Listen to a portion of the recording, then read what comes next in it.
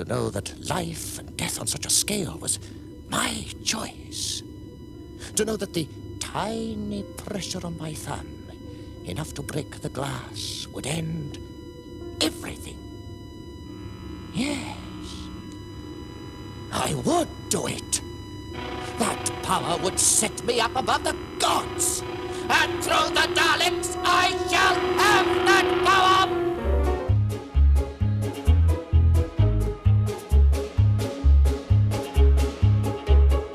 Everybody, and welcome back to another brand new video where today we are continuing the Tom Baker Doctor Who reviews, looking back at the 4th Doctor's era story by story, at least in the most part is the plan. Today we're on to his 4th story as the Doctor, it's Genesis of the Daleks. So yes, you guys I'm sure have probably seen this episode, probably at least know about it, because it's one of the most kind of probably well-known Doctor Who stories there is, I think, quite frankly. Certainly of the classic series, it's pretty much the most known and generally one of the most popular stories there's ever been.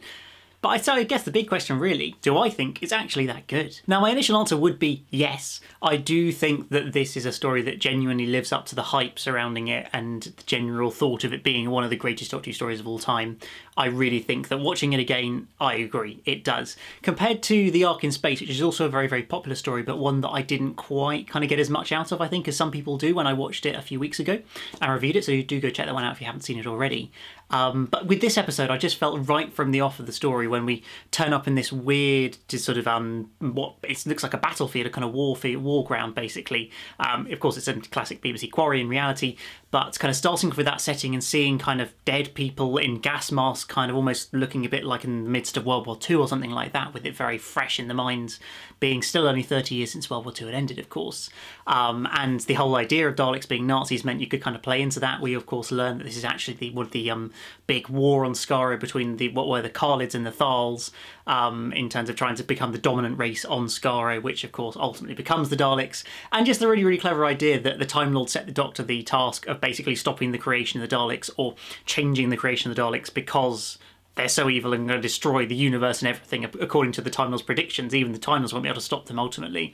And I guess we kind of do see that played out eventually in the Time War, and it ultimately wiping out both races, seemingly completely, but not quite. So I feel like that's just such a good way to kind of set up the story initially, giving a reason why when they were supposed to be teleporting back to Nova Beacon at the end of the Centauran experiment, why the Doctor and co have suddenly turned up on this weird battlefield, and just throwing in that nice little explanation to sort of set them off on their task, their mission for the story. Now clearly one of the notable things is about this story is how bleak I think it is throughout. It's a very much a dark and quite heavy story to an extent, certainly compared to kind of the previous era of the show, which the Pertwee era, which although it had a lot of very serious stories, particularly season 7 of course was very, very heavy on the serious stories and things like that, and serious themes and just the lack of kind of humour in places. But I think it's notable in this story and kind of what we see going forwards in the Philip Hinchcliffe era of Doctor Who with Tom Baker, going for a much sort of darker vibe to the programme, a theme that kind of pushes it to the limits. Of course, Mary Whitehouse then complained about various stories in this upcoming era, and it's just something that I think just where there would have been a little bit more humour injected into the stories back in the Pertwee era, it's just kind of not really there in Genesis of the Daleks. And I don't think that's a bad thing. It works for me completely. But I noted watching the sort of documentary about it, and Barry Letts and Terence Dix talking about it and how they felt it was a little bit too unrelentingly bleak. There wasn't really anything kind of lighter moments to kind of give way and just to kind of have a sort of funny, more warm moment. It just was constantly dark and serious after dark and serious moment, people dying and things like that. It's very, very heavy, but I think it personally works really, really effectively. Of course, it continues to play with the kind of parallels of the Nazis and the SS, the Gestapo, things like that, with all the black uniforms they're wearing, the almost Nazi salute that they have to each other when they are sort of greeting the various sort of soldiery people and military officials and generals and things like that. It all feels very sort of Nazi-esque, and then you've got this obviously central scientific figure of the great Davros. And I don't think it's an understatement to say that Davros is one of the greatest Doctor Who villains there's ever been, and the performance by Michael Wisher in this story is just absolutely brilliant. It absolutely makes the story, I think. The story itself and the plot and the script is great, but I think Michael Wisher's performance as Davros just sort of elevates it to another level. He's such a kind of evil, scheming, maniacal genius who is also completely power mad and sort of so hungry for success and being the dominant race and conquering everything, that you really just buy into him, I think, as this sort of evil character. But he can also be just that so mischievous, seemingly like in the sort of latter episodes, like he's giving in to the demands of all the scientists and is apparently going to kind of give over. But then of course we find out in the end that that's all part of his plan, basically, so he can get them all together, round them up, bring the Daleks in and kill them all in absolutely brutal fashion. It's so effectively done, and the scenes between Tom Baker's Doctor and Michael Wisher's Davros are just absolutely captivating. The sort of discussions, firstly when the Doctor's kind of revealing all the previous plans or the previous successes that the Daleks had lost in, even the Doctor had defeated the Daleks, and where the problems had come. There's some great scenes there.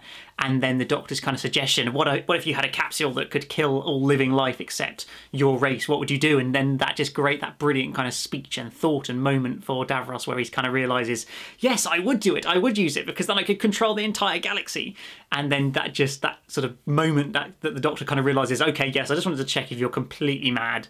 And the answer is yes, of course. In some ways, I think the idea of Genesis of the Daleks is quite a risky sort of storyline to go down, because I feel like generally with kind of Genesis storylines and the storylines of the beginnings of alien races or creatures or whatever, is a kind of one of those ways where it could become really boring and convoluted and not actually that interesting.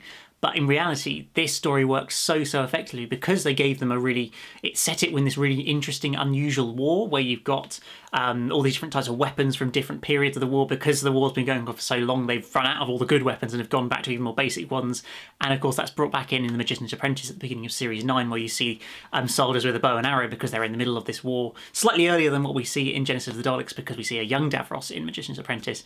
But yeah, it's just a really cool idea to have that massive war that with all these different types of technologies involved in there, and the kind of setting up of the Carled race, which you didn't really know. Don't think we really knew much about before this point.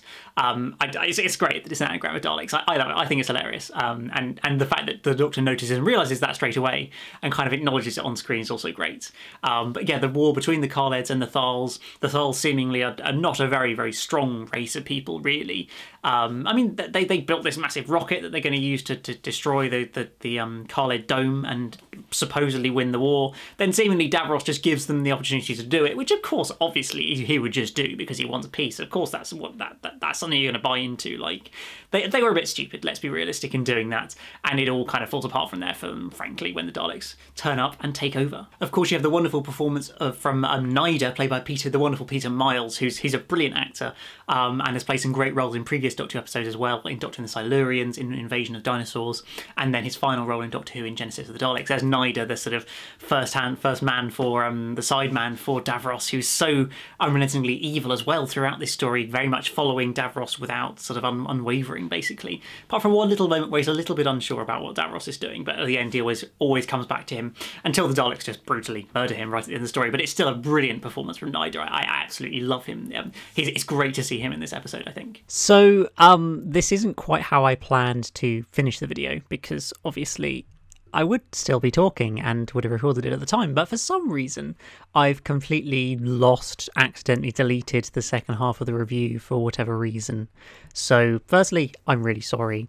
I don't know actually how that happened, but it just means I'm going to have to wrap things up in a slightly different way through the means of audio only and not with the context of having just recorded the other half of the video. So yes, overall, I think that Genesis of the Daleks probably is one of the greatest Doctor Who stories of all time. It just simply, the kind of whole vibe and atmosphere of the story throughout is excellent. The pure plot and script behind it, I feel like, just flows so well. It doesn't lag and drag at points like a lot of six-part Doctor Who stories in particular tend to do. Davros is just an amazing villain for Doctor Who, and I think Michael Wisher playing off Tom Baker's Doctor, it just works on so many different levels. It's very much a darker Doctor Who to anything I think we've seen, certainly until the latter Pertwee era. It very much feels like you're moving towards the more Hinchcliffe dark vibe to the programme, but I just think that really works, and so I feel that in many ways it's quite right that this episode got, I think, voted #1 in a Doctor Who magazine poll 15 years ago or something like that. I think it simply makes sense because it is one of the great Doctor Who stories. But yes, so apologies for this slightly different and weird and unplanned ending to the video, because I clearly don't know how to correctly archive my recordings and get them ready to be used. So apologies for that, but I hope you guys have still been able to enjoy this review. Please do let me know in the comments below what you would like, what you thought of the story of Genesis of the Daleks as a whole. Is it one of your favourite stories of all time? Do you think it it deserves its place in the fandom in the way it is, or is it actually a little bit of a letdown and it just doesn't quite do it for you? I would love to hear what you guys have to say about it in the comments down below. But that is about it for this review, this video. I'll be taking a break next week from the Classic Doctor Who reviews just because I'm doing a week focused around the 50th anniversary with the Megan Reacts coming up for Day of the Doctor, among a few other exciting things I've got planned for that week. But in a couple of weeks' time, I will be back to look at Revenge of the Cybermen, which is certainly another fun story to be reviewing then. But I hope you guys have enjoyed this quick video, and as always, remember that like button, that's the subscribe button if you're new here, and I'll see you again very soon for a brand new one. Goodbye.